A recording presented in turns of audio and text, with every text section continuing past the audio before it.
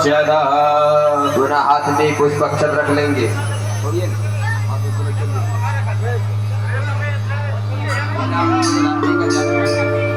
ओम यागो दैनुसार हार धवला या सुप्रभा श्राविता या वीणावरदंड मण्डितकरा या श्वेतपद्मासना